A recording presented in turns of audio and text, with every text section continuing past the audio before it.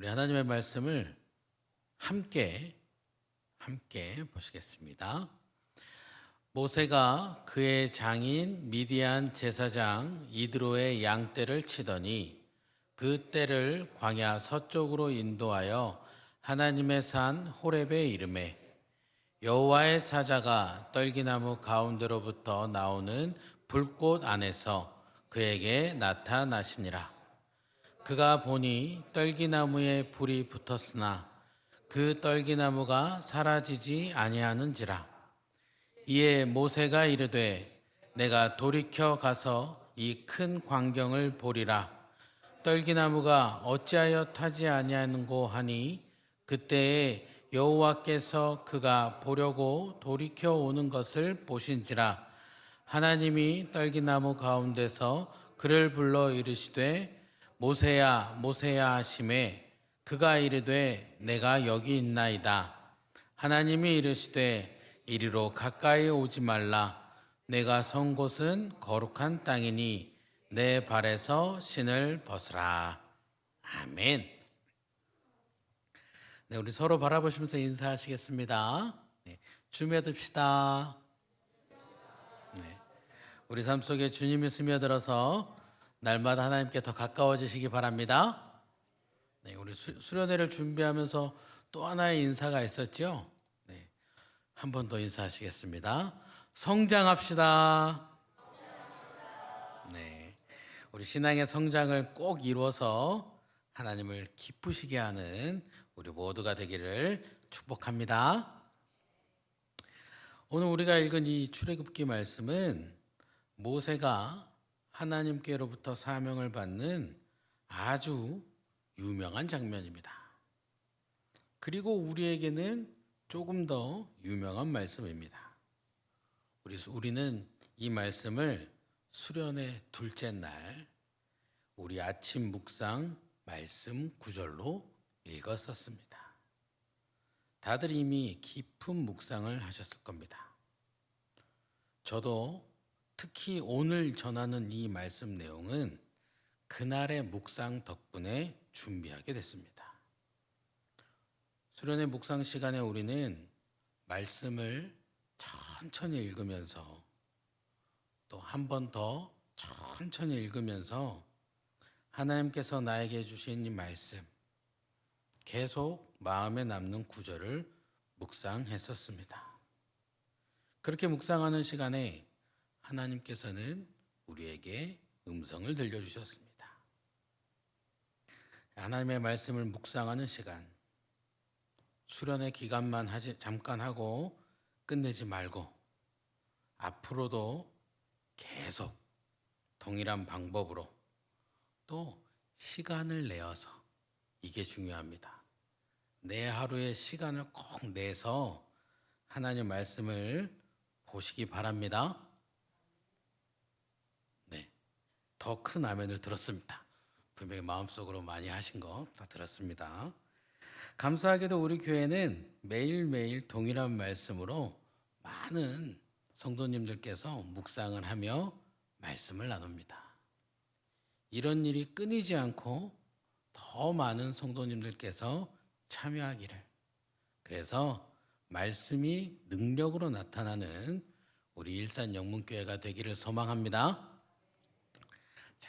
애굽인을 죽인 후 미디안으로 도피하며 살고 있던 모세, 그곳에서 십보라를 만나 가정을 이루고 처가살이를 합니다. 오늘 우리가 읽은 말씀 1절을 보면 분명하게 알 수 있듯이 그는 처갓집에서 양을 치며 지냈습니다. 그러다 호렙산 근처를 갔는데 나무에 불이 붙어 있었습니다. 이 광야에서 나무에 불이 붙는 것은 아주 흔한 일이었죠. 광야는 아주 덥고 건조한 곳이기 때문이었습니다.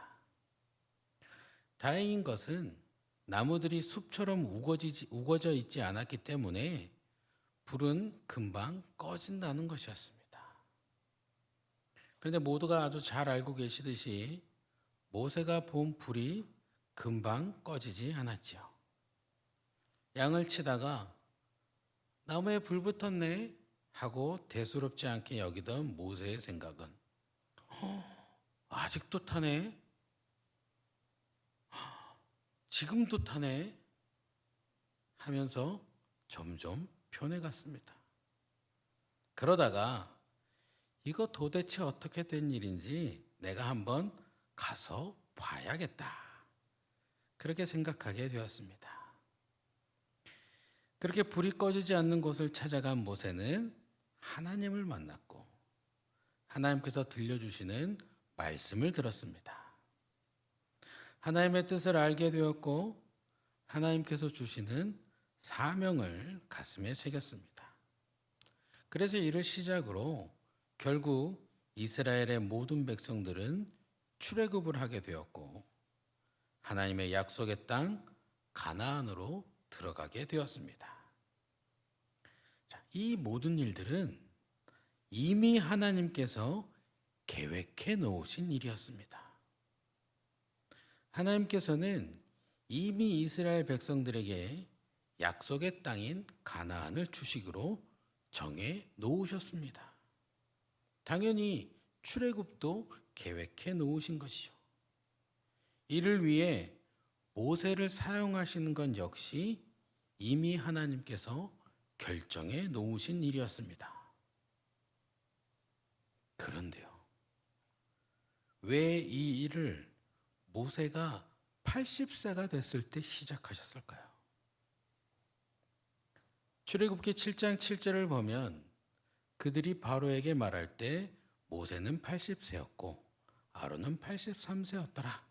이렇게 기록되어 있습니다. 모세는 80세 먹은 할아버지였습니다.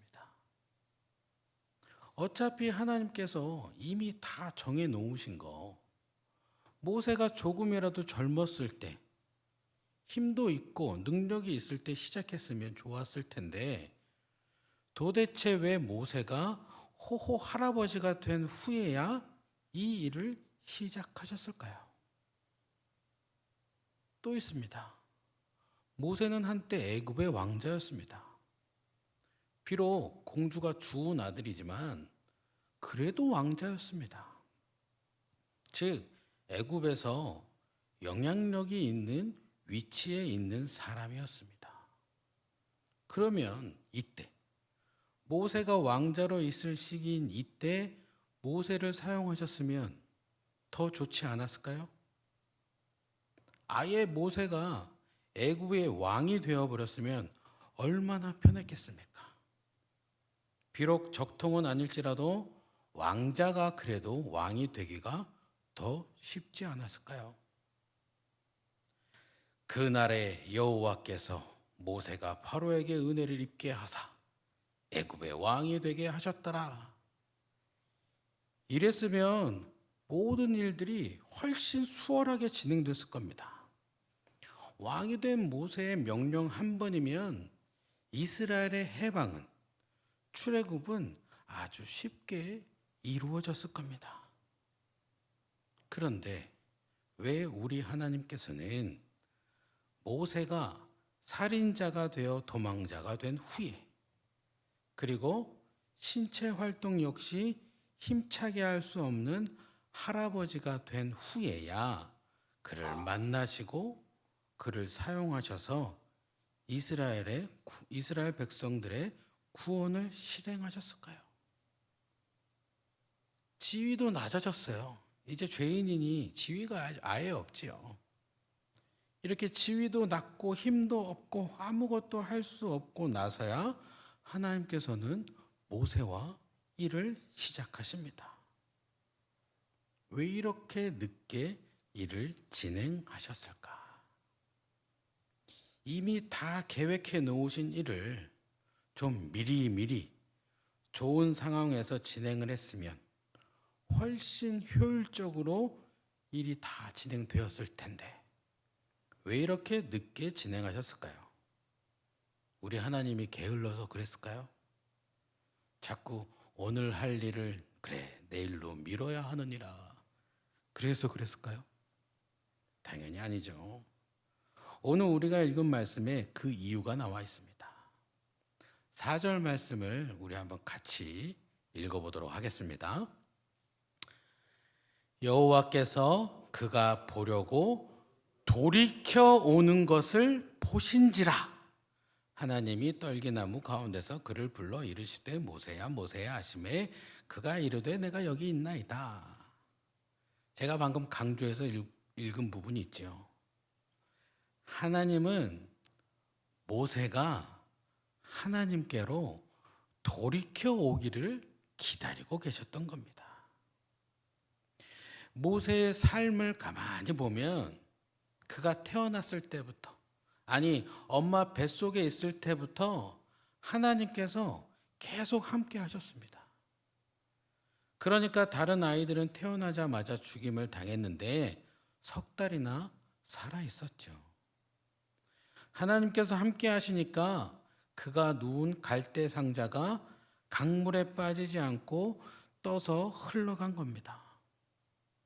하나님의 인도하심으로 애굽의 공주를 통해 물에서 건짐을 받게 되었고, 하나님의 은혜로 그의 어머니 요게벳은 인류 최초로 자기 아들을 품삯 받으며 젖 먹이는 사람이 되었습니다. 하나님의 인도하심으로 왕자도 될 수 있었고요. 하나님의 보호하심으로 살인을 저지르고도 미디안 광야로 도망칠 수 있었습니다. 하나님의 인도하심 덕분에 십보라도 만났고요. 그의 장인 이도로의 집에서 지낼 수 있게 되었고 가정도 이루었습니다.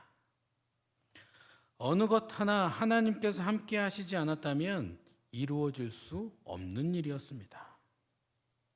즉, 지금 광야에서 나무에 붙은 불이 꺼지지 않은 것 같은 이 신기한 일이, 이 하나님의 역사가 모세의 삶을 보면 항상 계속 쭉 지속적으로, 더 쓸 말이 없어서 이만큼만 썼어요. 계속 일어났습니다. 그런데 그 하나님의 역사를 체험한 후에 모세가 하나님께로 돌이켜 간 것은 바로 오늘 말씀에서였습니다. 그래서 모세를 통한 하나님의 일이 오늘 말씀에서부터 시작되는 것입니다. 하나님께서는 모세가 돌이켜 하나님께로 오는 것을 80년이라는 시간 동안 계속 기다리고 계셨습니다. 모세야, 나 너와 할 일이 있다. 어서 이리 와. 어서 나를 봐. 어서 이리 와서 나와 함께 하자. 우리 역시 마찬가지입니다. 하나님께서는 우리 한 명 한 명을 통해서 일하십니다. 여기서부터는 계속 아멘이 나와야 됩니다. 하나님께서는 우리 한 명 한 명을 통해서 계속 일하십니다. 그 모든 일들을 이미 다 계획해 놓으셨습니다. 하나님은 하나님의 백성들 한 명도 빠짐없이 사명을 주셨습니다. 우리가 사명받은 이유는 한 가지이기 때문에 우리는 모두 사명을 받을 수밖에 없습니다. 우리 하나님께서 우리에게 사명을 주신 이유는 바로 우리를 사랑하시기 때문입니다.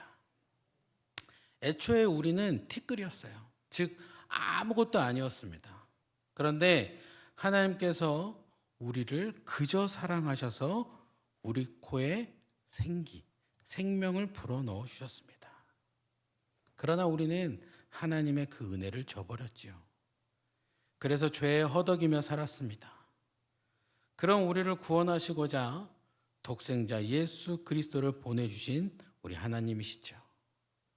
그 하나님께서 이제는 하늘나라의 큰 상급을 주시고자 우리에게 면류관을 주시고자 사명을 주셨습니다. 그러니 우리는 한 명도 빠짐없이 사명이 있는 자들입니다. 아니, 우리 하나님께서 너는 면류관 갖고 너는 그냥 올라와, 이루셨겠어요? 모든 하나님의 백성들에게 하나님께서 면류관을 주시고자 다 사명을 주셨어요. 우리는 한 명도 빠짐없이 사명이 있는 사람들입니다. 하나님께서는 우리 모두를 동일하게 사랑하시기 때문입니다. 그래서 우리 모두에게 동일하게 상급을 주시고자 하십니다. 즉, 우리는 하나님의 계획이 있는 사람들입니다. 우리 모두는 그렇게 하나님께 쓰임 받을 사람들입니다. 왜 갈수록 아멘이 커져야 되는데 아멘이 점점 줄어듭니까? 우리는 그렇게 하나님께 쓰임 받을 사람들인데 그 쓰임 받는 것의 시작이 언제인가? 하나님께서 우리를 사용하시기 시작하는 게 언제인가? 그것은 바로 우리가 돌이켜서 하나님께 나아갈 때입니다. 우리 하나님께서는 우리가 하나님께 돌이켜 가면 우리를 만나 주시고 우리에게 사명을 되새겨 주시며 우리를 통해서 일하십니다. 하나님께서는 오늘도 역시 우리가 돌이켜서 하나님께로 나오기를 기다리고 계십니다. 지금도 어서 좀 나를 봐라, 이리 와라 하고 계십니다. 왜 그럴까요? 이미 세워놓으신 하나님의 계획을 우리를 통해서 이루시고자 그렇게 우리를 하나님의 영광에 참여하도록 하시려고, 그래서 우리에게 하늘나라의 큰 상급을 주시려고 기다리고 계신 겁니다. 그것도 우리 삶 속에서 계속 일하시면서 우리가 하나님을 경험하고 보고 느낄 수 있도록 일하시면서 기다리고 계십니다. 꽁꽁 숨어가지고 날 잡아봐, 나 찾아봐라가 아니고요. 계속 곁에서 일하시면서 빨리 나를 봐, 나에게로 돌이켜서 와, 어서 와서 나와 같이 일을 시작하자. 하나님은 계속 그렇게 바로 얼굴 앞에서 보시면서 일하고 계세요.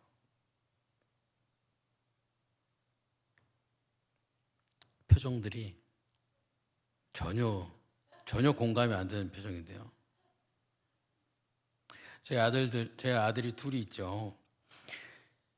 교회 끝나고 집에 가면 자기들이 할 일이 있는데 엄마 아빠를 앞에 뾰렇게 서 있습니다. 자기를 보고 빨리 안아달라는 거죠.